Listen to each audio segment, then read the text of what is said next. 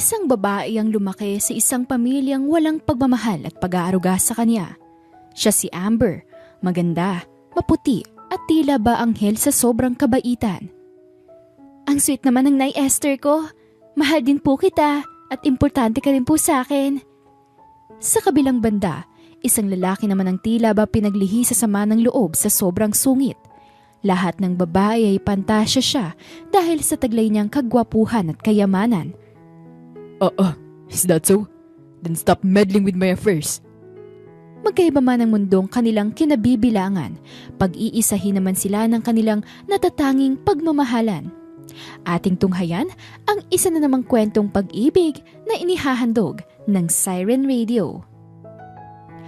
Sanggol pa lamang si Amber nang mamatay ang kanyang ina dahil sa panganganak.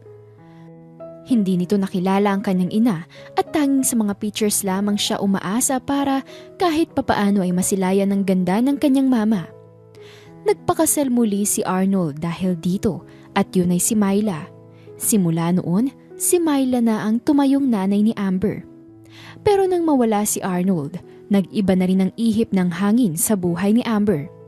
2 taon na ang lumipas nang mamatay ang ama ni Amber na si Sir Arnold. Ilang ulit ko bang sasabihin sa iyong bata ka na huwag kang maglalaro sa putikan? Tingnan mo nga ngayon ng sarili mo. Napakadungis! Nakakadiri! Parang kang hindi babae! Galit na sigaw ni Myla sa 9 na taong gulang na si Amber. Maluhaluhang yumuko ang bata. Natatakot na baka mas magalit pa ang kanyang ina-inahan. Sorry po. Inaya po kasi ako ng mga kaibigan ko kaya pumunta ako ron at nakipaglaro ako sa kanila. Aray! Tuluyang napaiyak sa sakit si Amber nang hilain ni Myla ang kanyang buhok papasok sa kanilang malaking bahay. Wala kang karapatang maglarong bata ka. Ang dami mga kailangan gawin dito sa bahay Imbes na maglaro ka sa labas, dapat ay nag-aaral ka kung paano maghugas ng mga pinggan. Umiyak na pinunasan ni Amber ang kanyang mga luha. Tama na po, Mama! Nasasaktan po ako! Oh, shut up! Akala mo ba maawa ko sa iyong bata ka, ha? Hindi! Simula ngayong araw na to, hindi ka nalalabas ng bahay upang maglaro. Aarali mong lahat ng gawaing bahay at yun ang gagawin mo araw-araw dito. At simula rin sa araw na to, tatawagin mo na akong Ma'am Myla at hindi Mama dahil hindi naman kita anak. Pweh! Galit na saad ni Myla sabay tulak ng malakas kay Amber dahilan upang mapahiga sa sahig ang umiiyak na bata. Oh, anong tinitingin-tingin mo dyan, ha? Magsibalik kayo sa mga trabaho ninyo. Hindi ko kayo binabayaran para makichismis. Mga hampas lupa! Dagdag na sigaw ni Myla na nakatuon ngayon sa mga kasambahay na nanonood at naawa kay Amber. Yumuko ang mga ito nang mag-walk out si Myla. Agad naman nilang nilapitan si Amber nang makaalis ang babaeng iyon. Ayos ka lang ba, iha? Halika rito! Marahang niyakap ni Esther si Amber at saka ito binuhat papunta sa isang malaking sofa. Malungkot nilang tiningnan ng bata. Naaawa dahil sa kalupitang nararanasan nito mula sa kanyang ina-inahan. Marigona, kuhanan mo nga muna ng damit si Amber. Samahan mo na rin ng isang basong tubig. Utos ni Esther sa isa sa mga kasamahan niyang kasambahay. Agad naman itong sinunod ni Marigona at mabilis na kinuha ang mga pinapakuha ng mayordoma. Napakasama talaga ng ugaling Mylang yan. Simula nang mawala si Sir Arnold, lumantad na ang kasamaan ng babaeng yun. Ewan ko nga ba bakit pinakisalan yun ni Sir Maganda nga, masama naman ang ugali at mata pobre pa. Napailing na lamang si Esther sa bulong-bulungan ng mga kasambahay.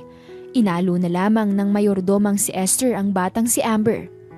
Bukod kasi sa masamang ugali ng madrasta nitong si Amber, kamamatay lang din ang kanyang ama noong mga nakaraang buwan. Kung kaya't sariwa pa ang ganong pangyayari para kay Amber. Nang sumapit ang gabi ay mag-isang kumain si Amber sa hapagkainan.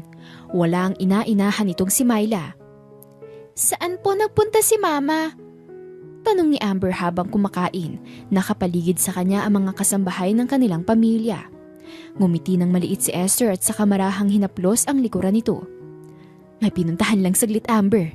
Huwag ka mag-alala. Darating din yun maya-maya. Tumango at ngumiti si Amber dito bago ipinagpatuloy ang kanyang pagkain. Mabilis na lumipas ang panahon at mas lalong naging mahirap para kay Amber ang pakisamahan ng kanyang ina-inahan. Nakangiti siyang pumasok sa kanilang malaking bahay, bit-bit ang isang papel kung saan nakalagay ang kanyang artwork na ginawa sa paaralan. Nananabik itong pinakita sa kanyang mama Myla kaya dali-dali niya itong pinuntahan sa kwarto nito. Mama! Tingnan niyo po oh! Nabigyan po ako ng perfect score ng teacher ko sa art subject namin. Ako pong pinakamataas at pinuri niya ang ginawa kong artwork. Abot langit ang ngiting pagbati ni Amber sa kanyang mama Myla. Bumaling sa kanya ang nakakunot noong si Myla at para bang may kinakausap sa telepono. May sinabi siya rito bago niya ito ibinaba at saka tumayo mula sa kanyang swivel chair. Na-excite si Amber nang makitang nilapitan siya ni Myla. Pero nabura ang kanyang pagkasabik nang hilain ito ang kanyang buhok palabas ng kwarto. Pwisit ka talagang bata ka! Bakit ba hindi ka marunong umintindi ng isang salita, ha? Hindi ka ba marunong kumatok? Bobo ka ba? Gigil na sigaw ni Myla dito dahil nasasaktan ay hindi na napigilan ni Amber ang pagtulo ng mga luha nito. Hindi lang isang beses siyang sinakta ng kanyang ina-inahan, kung hindi maraming beses. Hindi niya maintindihan kung bakit ganun na lang kalaki ang galit nito sa kanya. Lahat naman ng gusto niyang kanyang mama Myla ay sinusunod nito at lahat naman ay ginagawa niya upang maging isang mabuti, responsable at disiplinadong bata at anak. Pero wala pa rin dahil habang tumatagal ay mas lalo lang lumalala ang sitwasyon. Amber! Nasaan ang susi ng sasakyan ko? Nanlaki ang mga mata ni Amber at mabilis na pinuntahan ng kusina upang kuhanin ang susi ng mama Myla nito. 21 taong gulang na si Amber. Nakapagtapos na rin siya sa pag-aaral sa kursong Business Administration. Ito ang pinili niya dahil balak niyang bilhin ang dating negosyo ng kanyang pamilya at patakbuhin muli. Ito na po, nasa kusina po. Hinihingal na saad ni Amber sabay abot kay Myla ng susi. Inirapan siya nito bago talikuran. Halika na Lorraine, sumakay ka na ng kotse at alis na tayo. Saan po kayo pupunta? Hindi maiwasang magtanong ni Amber dahil sa pagiging kuryoso nito. Sa Palawan? Bakit? Gusto mong sumama? Sarkastikong ngumiti si Myla. Nananabik ng kaunti si Amber. Umaasang papayag at isasama siya ng ina-inahan. Ngunit, manigas ka dyan. Hindi ka sasama at wala kang ibang dapat gawin kung hindi ang maglinis ng buong bahay. That's what suits you, you maid. Napalunok si Amber at ingintiti na lamang ang pait na kanyang nararamdaman sa mga salitang sinabi ni Myla. Sige po. Malungkot niyang pinanood na umalis ang mama Myla niya kasama ang anak nitong si Lorraine. Bago sumakay ng sasakyan ay nginisihan pa siya ni Lorraine. Oh Amber, saan na naman pupunta ang mag-inang bruhang yon? Natawa si Amber sa sinabi ng mayordomang si Esther. Umiling ito at niyakap ang matanda. Anay, baka mamaya may makarinig sa'yo. Mapahamak pa po kayo. Ay nako Amber, hindi ako natatakot sa Myla at Lorraine na yon. Kahit tanggalin nila ako sa trabaho, wala akong pakialam. Lalo pa hindi naman silang tunay kong amo rito kung hindi ikaw. Napagaan ang mga salita ni Esther ang damdamin ni Amber. Matagal ko na rin gustong umalis dito dahil sa pagiging bruha ng mag-inang yon. Pero dahil mahal kita at importante ka sa akin, mas gusto kong manatili rito para maprotektahan ka. Ang sweet naman ng Nine Esther ko na yan. Mahal din po kita at importante ka rin po sa akin. O siya, bakit nga umalis ang dalawang yon? Sana naman ang punta nila? Sa Palawan daw po magbabakasyon ata sila. Bakit hindi ka sinama? Ngumiti lang ng maliit si Amber at hindi na sumagot. Napailing naman si Esther. Nako, sigurado kung hindi ka na naman sinama ng mga yon. Napakasama talaga ng ugali ng Mylang yon. Darating din ang araw nilang dalawa at ako maunang magiging masaya sa pagbagsak nilang dalawa. Natawa na lamang si Amber sa lahat ng mga sinasabi ng kanyang Nay Esther. Simula kasi nang makitang sinasaktan ni Myla si Amber ay palaging binabantayan nito ang alaga. Pero dahil hindi naman laging libre ang oras ni Esther, may mga pagkakataong pa ring napagbubuhatan ng kamay ni Myla si Amber. Ayos lang po yun, Nay. Isa pa, kung sakaling inaya naman po nila ako, baka tumanggi na lang din po ako. Bakit naman?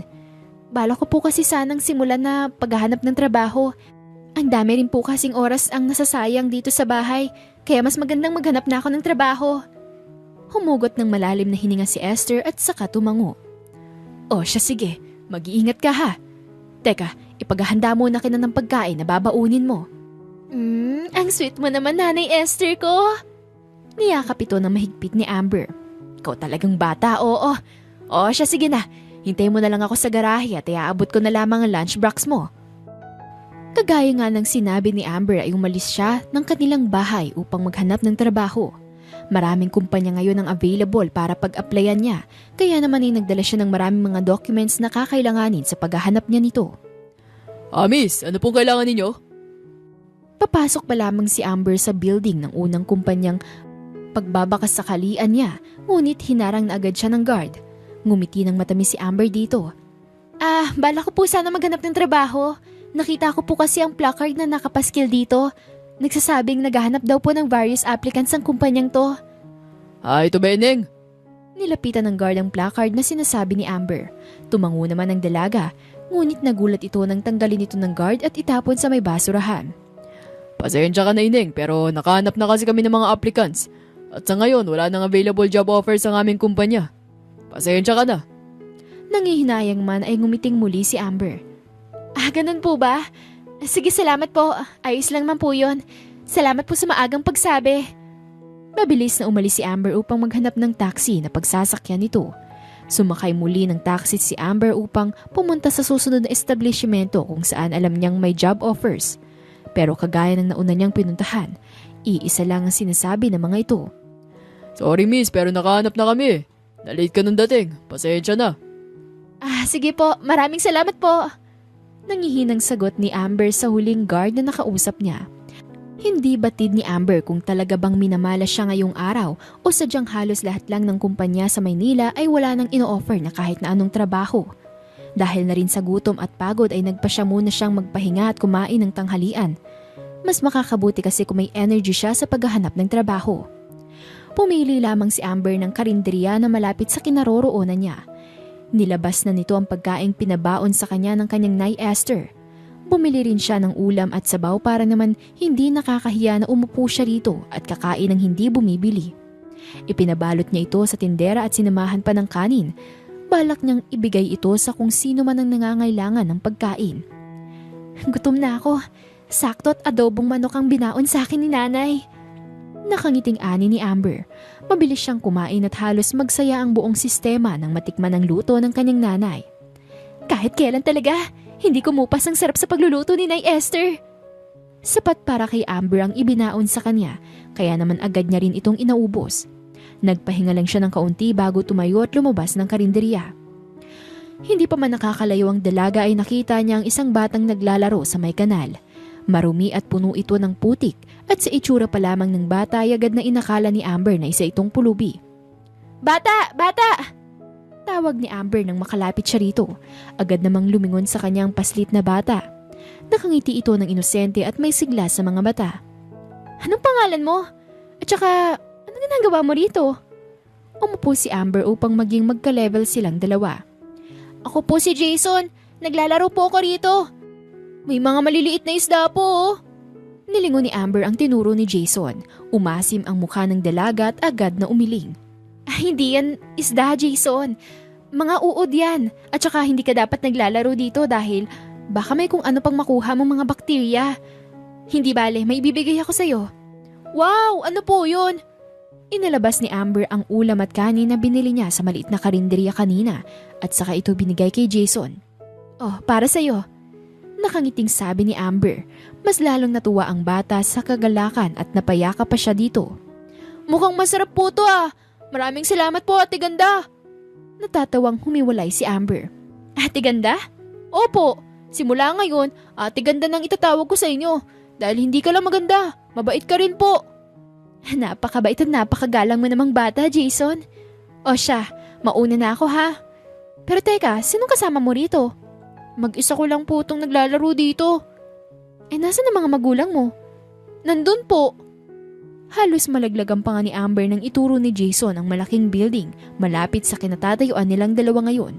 Natawa ito sa kaginulo ang buhok ng bata. Andyan sila nagtatrabaho? Kung ganon bakit ka nandito naiwan mag-isa? Sir! Sir! Ayun po, si Jason yun sir! Napalingon ng dalawa nang marinig ang matining na sigaw ng isang babae. Napatayo si Amber at kumunot ang noo nang mapansin ang pamilyar na lalaking palapit sa kanila. Nakatiim ang bagang nito at seryoso ang mga mata. Nakasunod sa kanya ang isang babaeng naka-uniform ng pangkasambahay at dalawang lalaking nakaitim na tila ba bodyguards nito. Kuya! Nagulat si Amber nang tumakbo si Jason upang salubungin ang pamilyar na lalaki. Hindi nga nagkakamali si Amber. Pamilyar nga talaga ito dahil siya lang naman ang lalaking muntik nang makasagasa sa kanya kanina. Go to your nanny and follow her. Pumasok ka na sa sakyan. Pinanood ni Amber ang pag-alis ng batang si Jason kasama ang yaya nito. Bago ito pumasok sa isang itim na sasakyan ay kumaway at ngumiti pa ito sa kanya. Napanginti naman si Amber dito, ngunit naputol ito nang biglang magsalita ang lalaking nasa harap nito. Hindi niya na namalaya na nakalapit na pala ito sa kanya. What did you do to him? Maangas na tanong ni Jackson sa kanya, ang lalaking tinawag ni Jason na kuya. Anong what did you do to him? To my brother. Anong ginawa mo sa kapatid ko at bakit ganun ang itsura niya? And what's this? Are you planning to poison my brother? May halong pambibintang na saad ni Jackson. Pinakita nito ang supot kung saan nakalagay ang pagkaing binigay ni Amber kay Jason. Sumimangot ang dalaga rito. Napakasama ng ugali mo, ano? For your information, Mr. Masungit, wala akong ginagawa sa kapatid mo. At mas lalong wala akong balak na lasunin siya dahil hindi ako mamamatay tao. Ngumisi ito at umabante palapit kay Amber. Huh? Is that so? Then stop meddling with my affairs. Matigas na saad ni Jackson sa katinalikuran ng dalaga. Halos mapamura naman si Amber sa inastan ng lalaking yun. Sa kanyang isip-isip ay hindi niya na mabilang kung ilang beses niyang pinagsalitaan ng masama ito. Sa huli ay napabuntong hininga na lamang ito at kinalma ang sarili.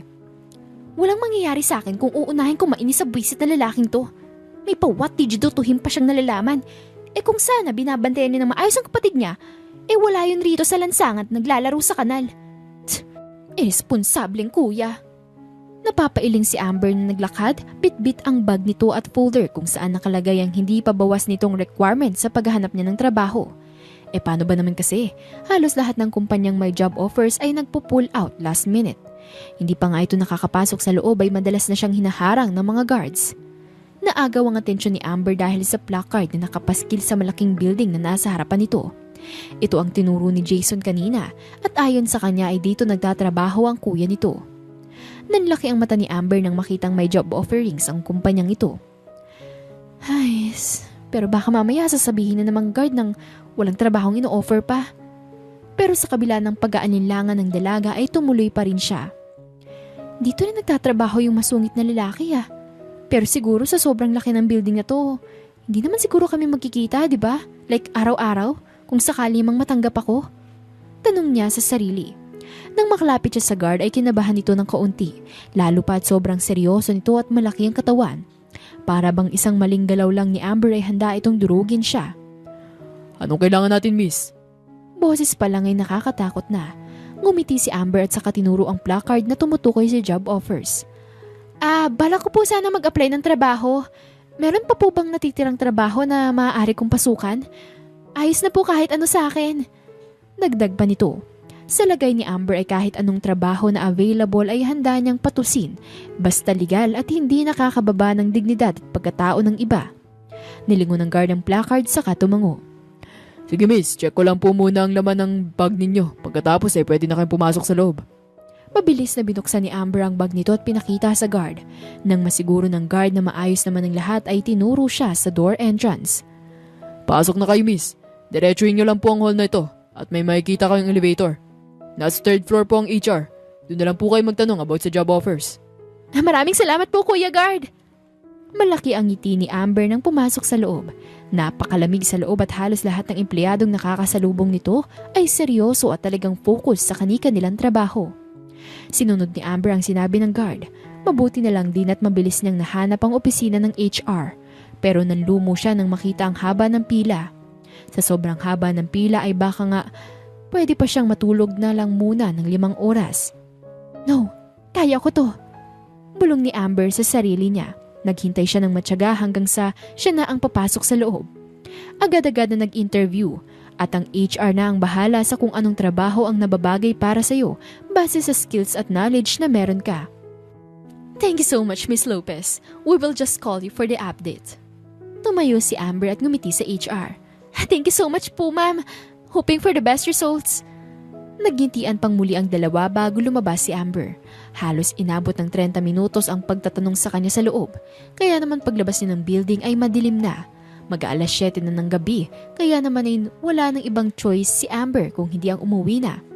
Balak pa sana nitong magpunta sa iba pang kumpanya pero wala na itong oras lalo't gabi na. Bukas na lang, susubukan ko na lang ulit para mas sigurado kung may makakakuha ako ng trabaho. Saktong pagdating pa lang nito sa kanilang bahay ay nag-vibrate na ang telepono niya. Kunot noon niyang tiningnan nito at nakita ang isang email. Nanlaki ang mata ni Amber nang mabasa ang nakalagay sa mail. Hello, Miss Lopez. This is Ernesto's group of companies and we would like to tell you that you have passed the interview. For now, the owner has verified your application and we are happy to inform you that we already have a job offer for you. Should you opt to continue for the process, please come at the Ernesto's building tomorrow at exactly 8 a.m. Thank you so much, Miss Lopez. May trabaho na ako, Nay! Masayang sigaw nito at mabilis na tinungo ang kusina upang unang sabihan ang nanay na naya nitong mayordoma. Kinabukasan nga ay abot langit ang ngiti nitong bumalik sa may Ernesto's group of companies. Dumiretso si Amber sa may office ng HR at doon ay sinabi na sa kanya ang lahat ng bagay na dapat niyang malaman. Our job offer for you is to be the secretary of the CEO of this company. Aside sa mga responsibilities and rules na meron ka as a secretary, kailangan din lagi kang nasa tabi ni Mr. Ernesto.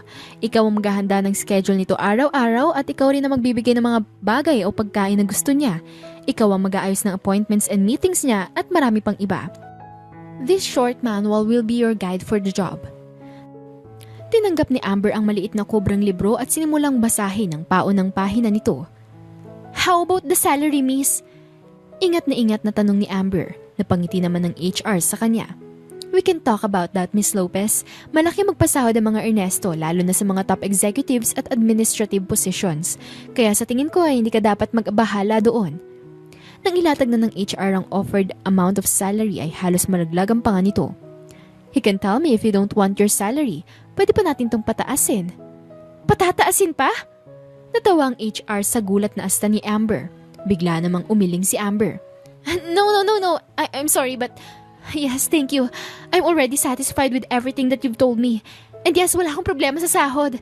Tama ka nga, malaki sila magpasahod. Pero, kailan pala ako pwede magsimula? As soon as possible, Miss Lopez.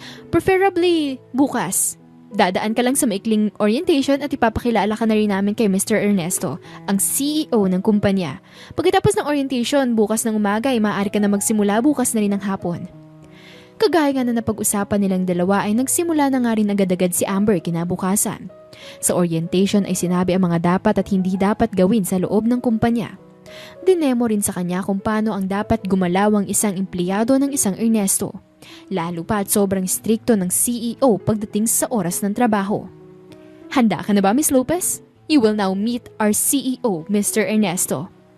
Huminga ng malalim si Amber at nakangiting tumango. Opo, handang-handa na po.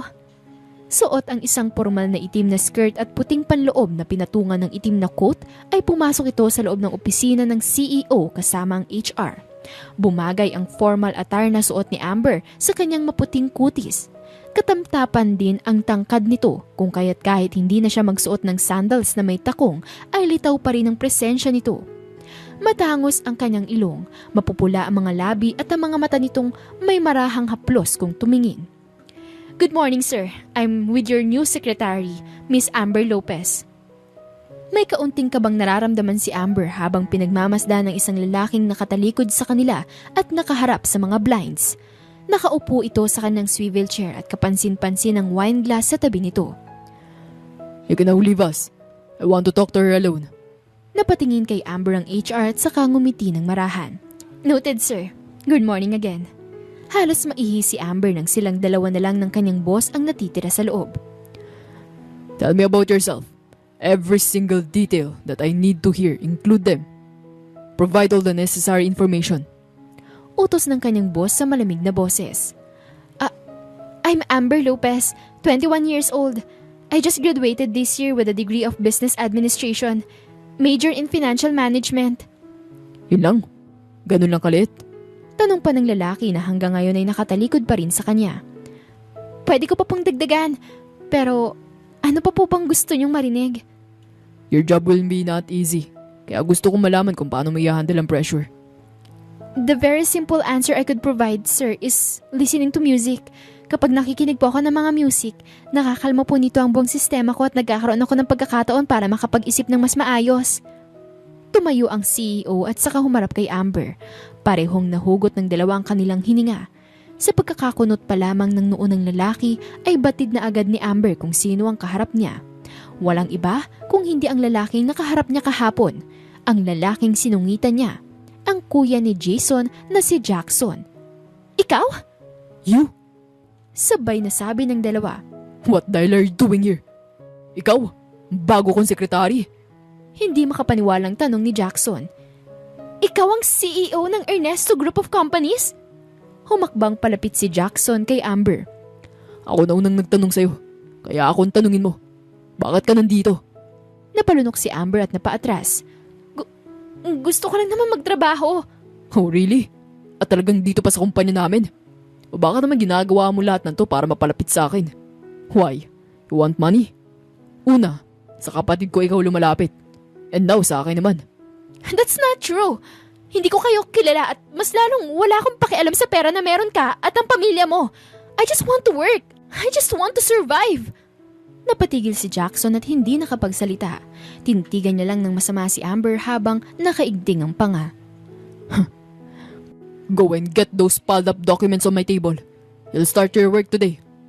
Masungit na ani Jackson sa kamaangas na lumabas ng kanyang office. Iniwang mag-isa ang halos maputulan na ng hiningang si Amber. Paano ba naman kasi sobrang sungit at paparatang ni Jackson na inakala ng dalaga na matatanggal na agad siya sa kanyang trabaho kahit hindi pa siya nagsisimula. Gagawin ko na lang trabaho ko at magiging professional ako. Hindi rin naman makakatulong sa akin kung pagtutuunan ko ng pansin ng masungit kong boss.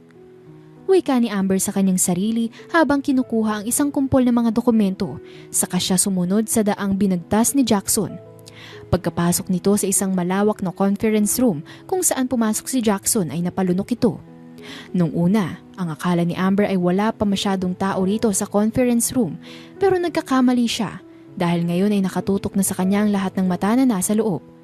They are all looking to Amber with curious and serious face. Don't mind her. She's just my new secretary. Nothing important for this meeting. Malamig na saan ni Jackson sabay tingin kay Amber. Sinenyasan niya itong maupo sa tabi niya at agad namang ginawa ng dalaga. Continue, I'm listening. Tura ni Jackson sa babae nagpe-present sa harap. Mabilis nilabas ni Amber ang kanyang notes kung saan niya ilalagay ang mga mahalagang bagay na mapag-uusapan sa meeting na ito. For 3 hours straight, walang ibang ginawa si Amber kung hindi ang makinig at magsulat. Paminsan-minsan ay napapatulala siya sa kung paano mag-brainstorming ang mga nasa loob.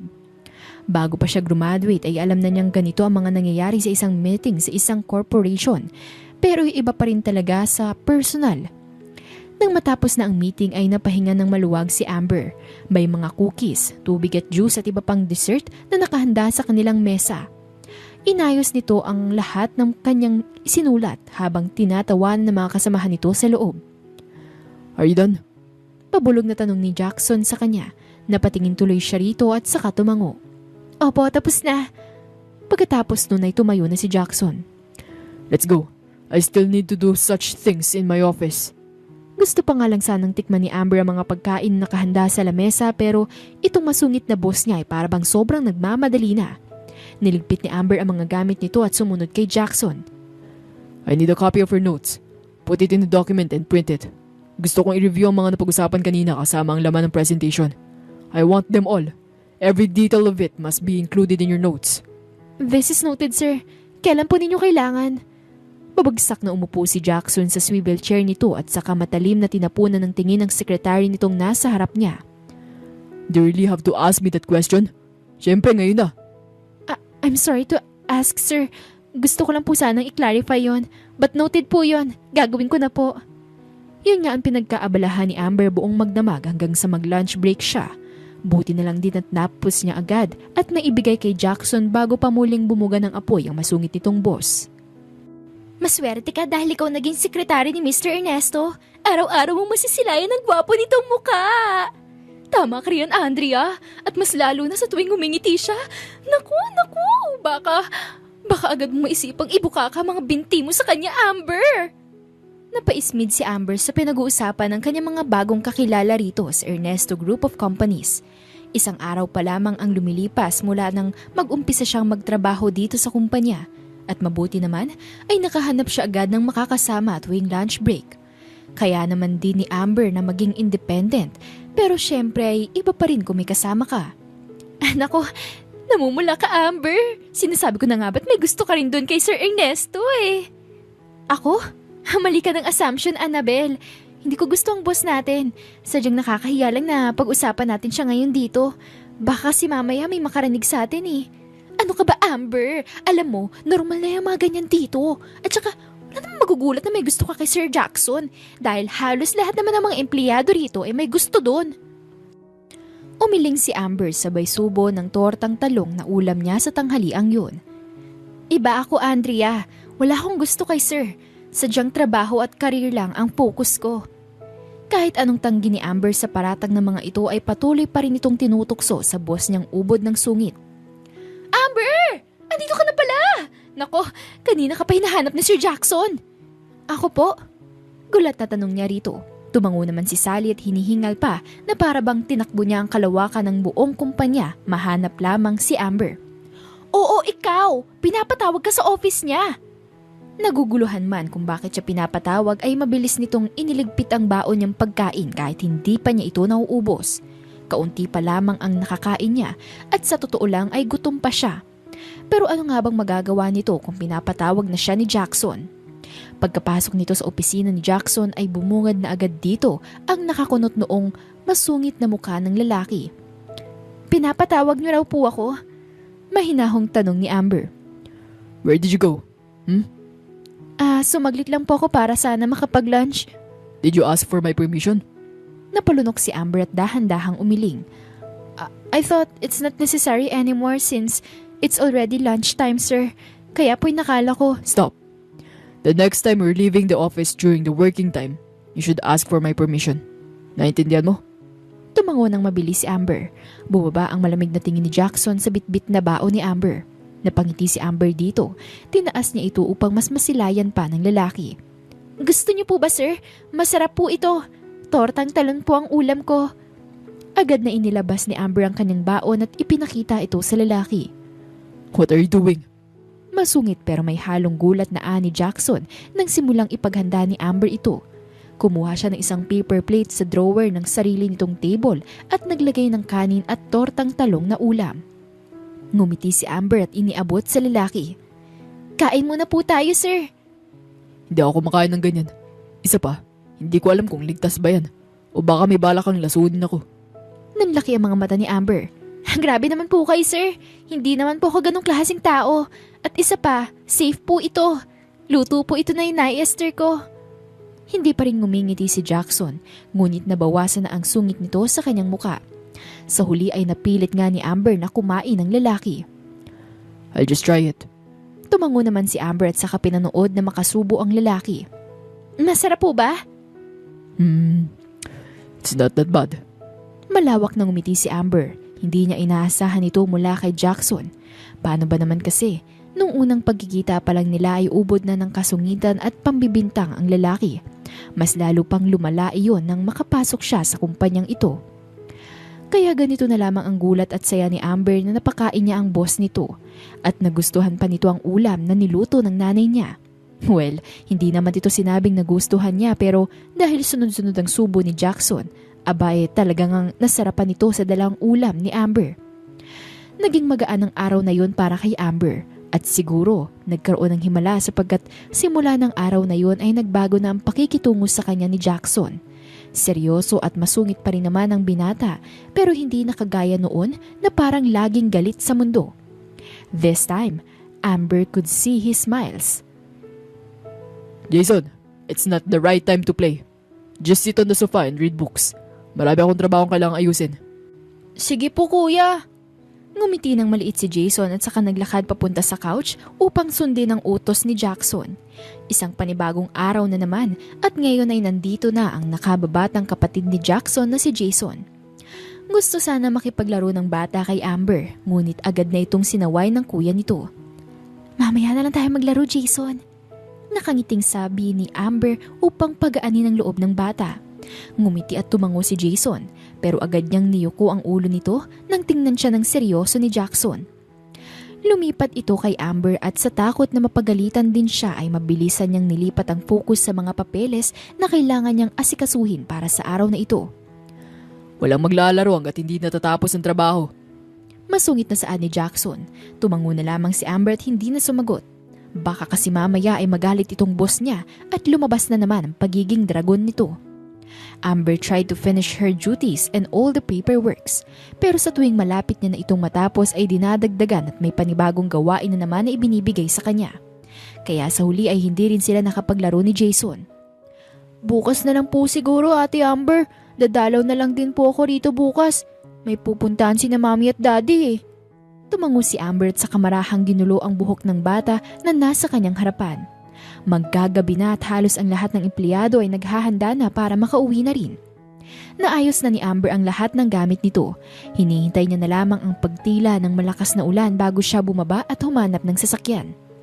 Sinubukan niyang mag-book pero halos lahat ay unavailable kaya naisipan nitong mag-abang na lamang mamaya sa baba. Bakit? Hindi ka ba pwedeng sumama sa kanila? Kuryosong tanong ni Amber dito. Ngumiti naman si Jason dito. Gusto po. Pero kasi gusto ko rin makasama si kuya kaya nagpapaiwan ako minsan. Nanlambot ng kaunti ang puso ni Amber dahil sa sinabi ni Jason.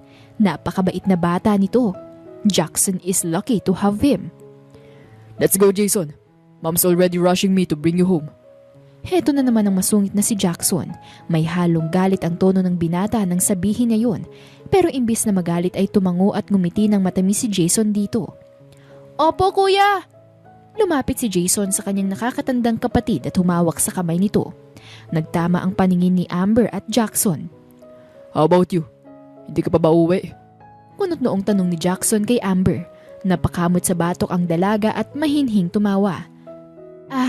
Uuwi na rin po sir. Hinihintay ko lang pong tumila ang ulan. Masyado po kasing malakas kaya hindi pa po ako makakababa. Then book a taxi. Tumango ang dalaga.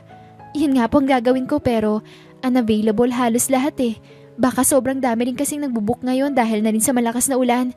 15 minutes pang next available taxi kaya maghihintay na lang po muna ako rito. Malalim na buntong hininga ang binitawan ni Jackson na para bang pasa nito ang buong mundo. Never mind that. Halika na, sumakay ka na sa akin. Ako na mag-aatid sa'yo. Nanlaki ang mga mata ni Amber sa gulat. Po? Pag-uulit ng dalaga dahil baka mamaya ay nananaginip lang siya. Itong si Jackson Ernesto ay nagyayayang ihatid ang isang hamak na empleyado lang? Totoo ba to? Oo, at naging magaan ang pakikitungo ni Jackson sa dalaga kahit na minsan ay napapagilitan pa rin siya nito. Pero ang ayain siya na ihatid ay ibang level na. Nag-igting ang panga ni Jackson at tila ba nabuhusan na naman ito ng pasensya. Oo nga po Ate Amber, sumakay na lang po sa amin para na rin makapaglaro tayo. Kunin mo na mga gamit mo. We'll wait for you. Sa akin ka nasasakay. Ako na mag-aatid sa'yo. Napalunok si Amber. Pero po kasi, baka kasi kung anong isipin ng ibang tao. Ako may-ari ng kumpanyang to at empleyado kita. Kaya may responsibilidad ako sa'yo. Kaya I'm letting you ride on my car. Bumangis-ngis naman si Jason. Wala nang nagawa pang iba si Amber at pumayag na lamang. Hindi na rin siya naging maarte dahil pabor din naman ito sa kanya. Lalo pa sa sobrang lakas ng pag-ulan ay parang wala na ata itong balak na tumigil pa. Kung mamalasin ka nga naman ay baka abutin pa yan ang kinabukasan. Kagaya nga ng inaasahan ni Amber, lahat ng empleyadong nadadaanan nila ay napapatingin sa kanila. Yumuyuko ang mga ito at nagsasabi ng goodbye kay Jackson pero ang kanilang mga papagtanong na mga mata ay nakatutok kay Amber. Ay, ito na nga bang sinasabi ko eh. Sigurado kung uulanin naman ako ng mga tukso at maraming tanong bukas. Ani Amber sa kanyang utak. May mga bodyguards na nakabantay sa basement pagkarating nila doon. Pinagbuksan ng mga ito ng pinto at dahil nahihiya si Amber ay pinili nitong magpahuling pumasok. Hindi rin kasi nito alam kung saan siya pupwesto, sa backseat ba o sa passengers. Nilingon siya ni Jackson na para bang naririnig nito ang tanong ng dalaga sa kanyang utak. Jason will sit on the backseat. Dito ka sa tabi ko sa harap. Saan ni Jackson sabay bukas ng pinto nito. Maraming salamat po sir. Malumanay at kalmadong sagot ni Amber bago pumasok sa loob ng sasakyan. Inunang ihatid ni Jackson si Jason sa kanilang bahay bago dumiretso sa direksyong papunta sa lugar ni na Amber. Where exactly do you live? Tanong ni Jackson gamit ang mababang boses. Silang dalawa na lamang dito sa kotse at hanggang ngayon ay hindi pa rin tumitila ang ulan. Habang tumatagal nga ay mas lumalakas pa ito. Sinabi ni Amber ang eksaktong lokasyon ng kanilang bahay upang alam ni Jackson kung saan siya nito ihahatid. Sa sobrang tahimik nilang dalawa sa sasakyan ay mas lalong naging malamig ang hangin sa loob. Hindi pa nakatulong na talagang nakabukas ang aircon. Upang hindi masyadong lamigin ay niyakap na lamang ni Amber ang sarili nito. Nilalamig ka? I'm sorry, hindi ko napatay ang aircon. Mabilis na pinatay ni Jackson ang aircon. No sir, it's okay lang po. Umiling naman si Jackson. Huwag ka mag-alala, nilalamig din naman ako kaya ako pinatay. Natawa si Amber at saka tumango. May inabot saglit ang binata sa compartment bago ito ibigay kay Amber. Isa itong jacket kung saan may apelidong Ernesto na nakatak sa bandang likuran at dibdib nito. Suotin mo para hindi ka masyadong lamigin. Agad na umiling si Amber. Okay lang po talaga ako sir. Kaya ko naman po ang lamig at saka nakakahiya po. Huwag ka na mahiya. Just wear it. Baka masira po. Wala pa akong pera para pambayad dito. Natawa si Jackson at napailing. Na makita ni Amber ang pagtawa na yon ng binata ay kusang sumilay ang ngiti sa labi nito. Hindi ko naman yung pinapabayaran sa'yo. At isa pa, kahit mawala o masira mo yan, it's okay. Take that as a gift for you. Namula si Amber. Gift? Ano ho bang meron? Hinahatian mo ko lagi ng baon mong ulam. So treat that jacket as my gift for you in relation to your foods. Pero hindi naman ganun kamahalan ng mga pagkain na dinadala ko sir. Kumpara sa jacket mong sigurado kung aabutin to ng ilang libo. Come on Amber, wear it. Alam kong nilalamig ka. Di mo kailangang itago pa to. Napalunok ang dalaga at natigilan ng kaunti. Hindi niya na maalala kung natawag na ba siya ng binata sa kanyang pangalan.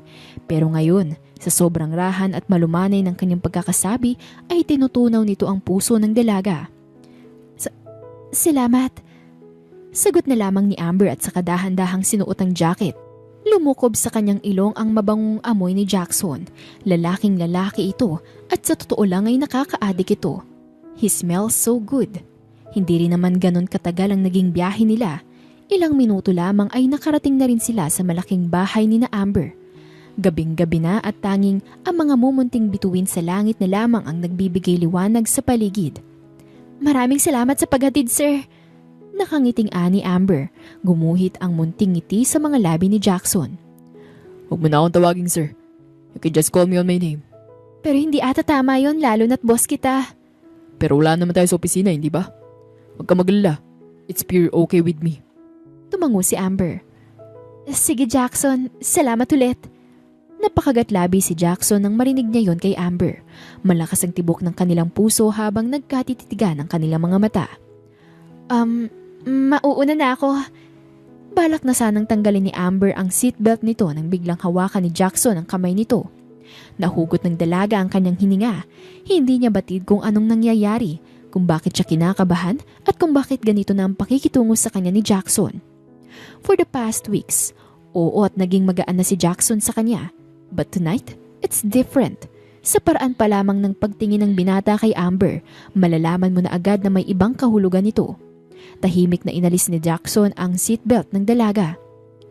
Ang ganda mo. Pabulong na saad ng binata. Hindi makagalaw si Amber, hindi dahil sa hawak ni Jackson, kung hindi dahil sa lakas ng kabog ng dibdib niya. Nangihina siya. May kakaibang epekto sa kanyang presensya ni Jackson. Napatitig ang binata sa mapupulang labi ng dalaga. At sa kabilang banda ay tila ba natutokso rin ng dalaga na tingnan ng labi nito. And with that, slowly, Jackson nears Amber's face. Halos mapigtas na ang ugat sa puso ni Amber at Jackson nang tuluyan ng maglapat ang kanilang mga labi. It was just a smack. A short kiss. Magkalapat ang kanilang mga labi at walang nais na gumalaw. Ninamnam nila ang bawat sandali na sila ay magkalapit. I wanna kiss you more. Jackson huskily asked Amber. Napakagat sa ibabang labi ang dalaga habang nakatitig pa rin sa mga labi ng binata.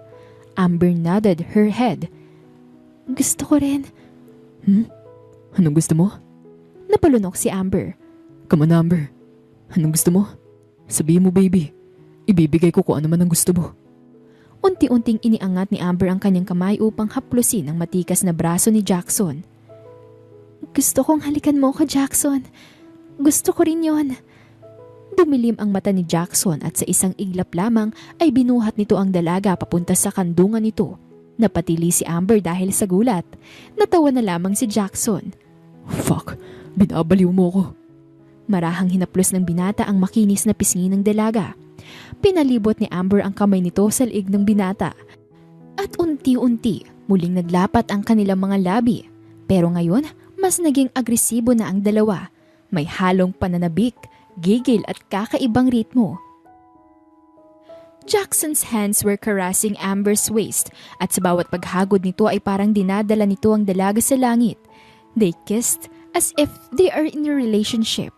They kiss as if they have a label na para bang matagal na nilang mahal ang isa't isa. Halos abutin sila ng 10 minuto sa loob ng kotse na ginagawa iyon. Kailangan ko nang bumaba. Baka hinihintay na nila ako. Saad ni Amber matapos ang kanilang hindi mabilang na halikan. Napaungol si Jackson sa leeg ng dalaga at mas humigpit ang yakap nito sa dalaga. Liligawan kita. Liligawan kita, Amber. Ani Jackson habang tinititigan ng dalaga. Ngumiti naman ito at tumango. Dapat lang. Ikaw ang first kiss ko eh. Natawa maging si Jackson. Ikaw din naman ang first kiss ko. So it's a tie. Tumawa si Amber at dahan-dahang umalis sa kandungan ni Jackson. Saka ko na lang muli isasauli itong jacket mo. Lalaban ko muna. Hindi na rin masyado pang nagtagal si Amber doon dahil sigurado siyang kanina pa siya hinahanap. Sakto rin naman at tumila na ang ulan. Pagkapasok ni Amber sa loob ng kanilang bahay ay katahimikan ang bumalot sa kanya. Dediretso sana siya sa maid's quarter upang puntahan ang kanyang nanay-nanayan pero natigil siya nang may magtawag ng kanyang pangalan. Himala at dumating ka pa. It's already 9 p.m. at kadarating mo lang? Ano bang trabaho mo? Pok-pok? Ha! Natatawang tanong ni Lorraine ang kanyang stepsister. Hindi naman itong unang beses na pinagsalitaan siya ng masama ni Lorraine at sa tuwing ginagawa niya ito ay hindi na lamang niya ito pinapansin. Kaya imbis na sagutin at pagtuunan ng pansin, hindi na lamang siya umimik at akmang tatalikuran ito, ngunit agad siyang hinila pabalik. Aba! Bastos ka! Kinakausap kita, hoy! Huwag mo kong tatalikuran! Ano bang gusto mong marinig sa akin, Lorraine? Please lang, ayoko ng gulo. Kaya please, tumigil ka na. Gusto ko ng tahimik na buhay. Aba, sumasagot ka na ha? Tumatapang ka na? Ha? Bakit? Ano bang pinagmamalaki mo? Dahil may trabaho ka na? Hoy! Huwag ka magmayabang dahil nakikitira ka lamang dito. Lorraine, sa ating dalawa, kung may nakikitira man dito, yun ay hindi ako. Dahil bahay to ng mga magulang ko. Kaya wala kang karapatang pagsalitaan ako ng mga salitang ganyan dahil may bagay yan sa'yo. Nanlaki ang mga mata ni Lorraine sa sinabi ni Amber. Hindi niya lubos maisip na lalaban ng ganito si Amber. Aba! Tumatapang ka na talaga ha? Baka gusto mong isumbong kita kay mami kung anong oras ka na umuuwi? Baka naman nagpapakamot ka na sa iba't ibang lalaki. At sino naman na nakatikim sa'yo ngayon ha? At talagang binigyan ka ng jacket niya ha? Ernesto? Wow! Humalakak na saad ni Lorraine na parabang nasisiraan na ito ng bait. Bahala ka kung anong gusto mong gawin, Lorraine. Pero para sabihin ko sa'yo, marangal ang trabaho ko at wala akong ginagawang masama. Hindi ako natatakot sa'yo. Pinaling sagot ni Amber bago tuluyang umalis. Hoy! Kinakausap pa kita! Huwag mo akong talikuran! Pero hindi na siya pinansin pa ni Amber at dire-diretsyong nagtungo sa maid's quarter upang puntahan ang nanay-nanayan nito. Kinabukasan ay nagising si Amber nang may 3 missed calls sa kanyang cellphone at ilang messages mula sa isang unknown number. Napakunot na lamang ng noo si Amber habang tinitingnan ng numero. Pero nang buksan niya ang mga messages ay nangiti ang dalaga ng maliwanagan kung kanino galing ang mga mensaheng ito. Hey Amber, this is Jackson. Please sagutin mo. Gusto ko lang malaman kung nakakain ka na. Okay, baka tulog ka rin. Take a good rest, Amber. I'll see you again tomorrow. Hindi na napansin ni Amber ang mga messages na ito kagabi sapagkat matapos ang sagutan nila ni Lorraine ay inabala na lamang niya ang sarili sa pakikipagkwentuhan sa kanyang nanay Esther. Hindi na sinabi ni Amber ang tungkol sa naging sagutan nila ni Lorraine dahil ayaw na nitong mag-alala pa ang kanyang nanay Esther sa kanya. Maagang nag-ayos si Amber para sa araw na ito, Gusto niyang sabihin na dahil yun sa ayaw niyang makasalamuha si Lorraine sa umagang ito, pero hindi maitanggi ni Amber na ang dahilan ay si Jackson. Excited na siyang makita muli ang binata. Hindi niya kailanman in-expect na magugustuhan niya ang lalaki. And maybe the reason why she has too much patience on Jackson is because there is something about him that's keeping her interested. Pagkarating na sa kumpanya ng Mang Ernesto ay dire-diretso ang lakad nito papunta sa kanilang opisina. Habang papalapit siya ay unti-unting lumalakas ang kabog ng dibdib niya. May halong kaba, pananabik at kilig na nararamdaman ng dalaga. Ito ang unang beses niyang naramdaman ito kaya marahil ay parang panibago sa kanya ang mga to. The moment she opened the door ay bumungad sa kanyang seryoso at nakakunot noong si Jackson. Napalunok si Amber habang dahan-dahang sinasara ang pintuan. Good morning, sir. Medyo kinakabahan niyang bati dito. Doon pa lang ay lumingon sa kanya ang seryosong si Jackson. Good morning to. May mga mensahe akong pinadala sa'yo kagabi. Malumani na saad ng binata. Ang kaninang kunot noo at seryosong mukha ay naging kalmado. Tumayo si Jackson sa kanyang upuan at sinalubong si Amber ng isang mahigpit na yakap. Napatalon si Amber dahil sa gulat. Kahit na naghalikan na sila kagabi ay hindi pa rin niya maiwasang magulat na ganito na sila ngayon ni Jackson. Pasensya na, hindi ko na nabasa mga yun kagabi. Pagkahatid mo kasi sa akin pinuntahan ko kaagad si Nanay Esther sa kwarto niya. Hindi ko na rin kasi inakali na magme-message ka sa akin, lalo pat hindi ko naman alam na meron ka ng number ko. Tumango si Jackson at marahang hinalikan ng pisngi ng dalaga.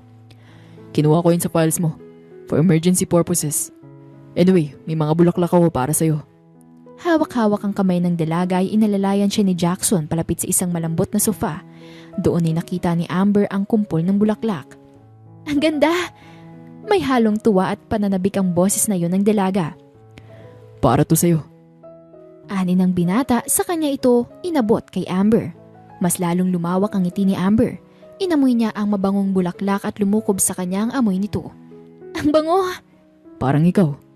Sagot ni Jackson sabay hila sa dalaga papunta sa kandungan nito. Napatili si Amber pero agad siyang sinalubong ni Jackson ng isang mainit na halik. Natutop niya ang sarili dahil sa gulat. Pero sa ikalawang halik ay doon siya gumanti. Minabalik ang parehong bigat at ritmo ng mga halik na binibigay sa kanya ng binata. Pero natigil ang kanilang halikan dahil sa sunod-sunod na katok sa pintuan. Napamura na lamang si Jackson dahil sa pagkabitin. Baka importante. Ani Amber at saka agad na tumayo at inayos ang sarili. Bumuntong hininga ang binata at saka tumango. Tumayo ito at pinagbuksan ang kumakatok. Sir! May nanggugulo po sa baba. Ang sabi po ay kailangan niya raw pong makausap ang Ernesto dito at ang sekretarya niyong si Miss Amber. Ako? Opo, Miss. Ang sabi niya bumaba ka raw po at kitain siya ron. Kung hindi, patuloy daw po siyang manggugulo doon. Baka naman prank lang to.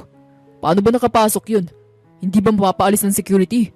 Hindi po eh. May mga kasama rin po kasi siyang mga lalaki at ayaw na pong biglain ng security natin dahil baka mamaya mas lalo pong lumala ang gulo.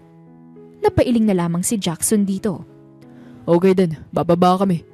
Sabay na naglakad pababa si na Jackson at Amber kasama ang empleyadong nagsabi sa kanila tungkol sa gulo. Saktong pagkarating nila ay nilukob ng gulat at takot si Amber. Lorraine? Napatingin sa kanya si Jackson. Kilala mo siya? Nagtatakang tanong ni Jackson. Tumango naman si Amber. Siya ang stepsister ko, pero hindi ko alam kung bakit siya nagugulo dito. Tila ba narinig ni Lorraine ang usapan ni na Jackson at Amber dahilan upang lumipat sa kanya ang masamang tingin nito. Mabuti naman at bumaba ka rito. Aba, tingnan mo nga naman ang stepsister ko. Napakadesente kung tingnan. Pero hindi nila alam na sa likod ng maganda at maamang mong muka ay nakatago ang isang malanding babae. Miss, pwede bang tumahimik at umalis ka na lang? Nakakagulo ka na rito. Kapag hindi ka pa tumigil, hindi ako magdadalawang isip na sapilitan kayong hulihan at ipakulong. Pwede gawin mo. Pero bago magawin yun, kakausapin ko muna ng sister ko na yan. Sinubukang lumapit ni Lorraine pero agad siyang hinarangan ng mga security ng kumpanya. At sa ganoong paraan ay nahuli nila ito, kasabay noon ang mga lalaking kasama ni Lorraine. Bitawan niyo ako! Ano ba? Hoy Amber! Ang kapal na mukha mong kunin ang bahay sa amin! Hoy! Sino ka ba ha? Sa amin na ang bahay na yon. Wala nang sayo. Wala kang karapatang kunin sa amin yon. Litong-lito si Amber sa mga nangyayari. Hindi nito batid kung ano ang mga sinasabi ni Lorraine. Ano bang sinasabi mo? Anong kinukuha ang bahay? Hindi ko alam ang sinasabi mo, Lorraine. Pwede ba? Tigilan mo ng panggugulo rito. Ikaw ang tumigil! Pumunta sa bahay ang attorney ng tatay mo dahil sa'yo ipapangalan ng bahay. Ang kapal na mukha mo! Kung talagang ayaw mo ng gulo, sa amin mo ibibigay ang bahay at hindi mo yun aangkinin! Nanlaki ang mata ni Amber sa mga tinura ni Lorraine. Hindi niya alam ang tungkol dito. Buong akala niya yang sa stepmom niyang si Myla nakapangalan ng bahay at titulo ng lupa. Buong buhay niya ay yun ang laging sinasabi sa kanya, kaya iyon na ang naitanim sa isipan niya. Pero ngayong nalaman niyang hindi yun totoo at na siya ang tunay na dapat nagmamay-ari ng bahay at titulo ng lupa, hindi siya papayag na may makakakuha rito. Kaya niya hindi maiwan-iwan ang bahay nila ay dahil sa memorya na meron siyang kasama ang kanyang ama at ayaw niyang mawala iyon ng tuluyan, kaya ay ipaglalaban niya ito. Umiling si Amber at matapang na tiningnan si Lorraine. Hindi, Lorraine. Hindi ko ibibigay sa inyong bahay at lupa na para sa akin. Hindi ko yun ibibigay sa inyo. Hayop ka talaga! Sinasabi ko na nga bang plano mong lahat ng to? Masaya ka ha? Masaya ka na ha? Tumigil ka na, Lorraine! Idala ang lahat ng mga yan sa pulis. Susunod ako ron para magsampa ng reklamo. Sandali! Bago niyo gawin yan, bakit hindi niyo panoorin kung paano lumandi at ilantad ang babae niyan sa sarili niya? Kasabay nun ay ang malakas na pagpupumiglas ni Lorraine sa mga nakahawak sa kanya. Kinuha nito ang teleponong nasa cellphone niya saka itinaas ito. Nakaplay doon ng isang video. Isang video kung saan nandoon si Amber at nakakandong sa isang lalaki habang nakikipaghalikan sa loob ng sasakyan. Malandi ang babaeng to! Nagsimula na ang bulong-bulungan sa buong hall ng kumpanya. Ang iba ay nagbigay na ng mga mapanghusgang komento. Ano bang pakialam mo ha? Kami ang nasa video na yan. And yes, naghahalikan kami sa kotse. Eh ano naman sa'yo? Walang masama ron sapagkat gusto siya at gusto niya ako. Nililigawan ko siya. At alam kong gusto niya ako. Hinila ni Jackson si Amber at sa kanya ito niyakap at hinalikan sa labi. Nagsinghapan ng lahat sa gulat, maging si Lorraine ay napanganga dahil sa gulat. Hindi niya ito inaakala. Ang plano niya ay takutin at ipahiya si Amber para mapilitan itong ibigay sa kanya ang bahay at titulo. Pero hindi nangyari yun. Oras na rin siguro para malaman ng lahat ang tungkol sa amin ni Amber. At oo, may namamagitan sa amin. At ayaw kong may marinig na kung ano-anong kwento tungkol sa nangyari kayong araw. Lahat, bumalik sa trabaho. Agad na nagsibalikan ng lahat sa kanilang mga trabaho. At ikaw naman, miss, you're going to the prison. At hindi ako papayag na hindi ka makulong. Dadagdagan ko pang ikakaso sa'yo dahil sa ginawa mong pagkuha ng video sa amin at pagpapakalat nito. Nagsimulang tumulo ang mga luha ni Lorraine. Amber! Amber, please, no! Sabihin mo sa boyfriend mo na huwag akong ipakulong. Oo na, sa'yo na ang bahay. Hindi ko na yung kukunin pa sa'yo. Just please, huwag niyo na akong ipakulong. Naawa si Amber sa pinapakitang pag-iyak ni Lorraine. Pero mali ang ginawa nito. Lalo na at nanggugulo siya rito sa kumpanya ni Jackson. At isa pa hindi rin nakakatuwa ang ginawa niyang pagpapanood ng private video nila ni Amber at Jackson. Kaya dapat ay matutunan ni Lorraine ang lahat ng yun. Umiling si Amber. Hindi, Lorraine. Kailangan mong harapin ang kasalanan mo. Hindi maganda na nanggugulo ka rito. At mas lalong hindi maganda ang ginawa mong pagpapanood ng video namin ni Jackson. I'm sorry pero hindi kita matutulungan. Kasunod noon ay mga sapilitang pagpapalabas kina Lorraine at mga kasamahan nitong lalaki. Sumisigaw pa rin ang sumisigaw si Lorraine pero wala na yung nagawa pa. Dinala pa rin siya sa presinto upang pagbayaran ng kasalanan nito. Gusto ko makilala ang pamilya mo, Amber. Seryoso ako sa'yo. At sigurado na ako na ikaw ang gusto kong makasama sa habang buhay. Jackson, hindi basta-basta ang sinasabi mo. Hindi pa natin lubusang kilala ang isa't isa. Hindi ko pa rin nakikilala ang pamilya mo at ganun ka rin. Tumango si Jackson. Naiintindihan ko. Pero gusto ko lang malaman mo na dadalaw ako sa'yo upang makausap ang nanay Esther mo tungkol sa atin. Ngumiti si Amber. Si nanay Esther na lang ang meron ako. Patay na si na mama at papa. I'm sorry. Umiling naman si Amber. No, it's okay. Sinasabi ko lang to para dinala mo. At gusto ko lang din sabihin sa'yo na, oo, tinatanggap ko ang alok mo, Jackson. Ako nang makakatuluyan mo habang buhay. At ganon din ikaw sa akin. Niyakap ng mahigpit ni Jackson si Amber at saka nito pinataka ng mumunting halik ang labi ng dalagang kanyang iniirog. Para naman kay Myla ay handa pa ring patirahin ni Amber ito sa kanilang bahay pero hindi na para utus-utusan sila roon. Kailangan ng respeto at yun ay hindi dapat mawawala kahit kailan.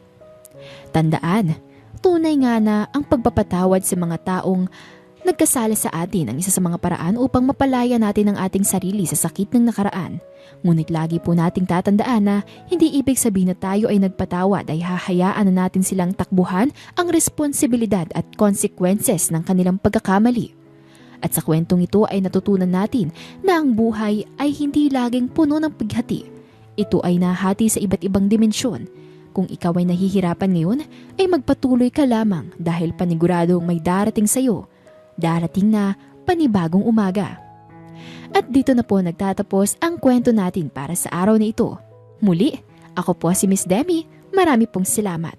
Hanggang sa muli. Paalam!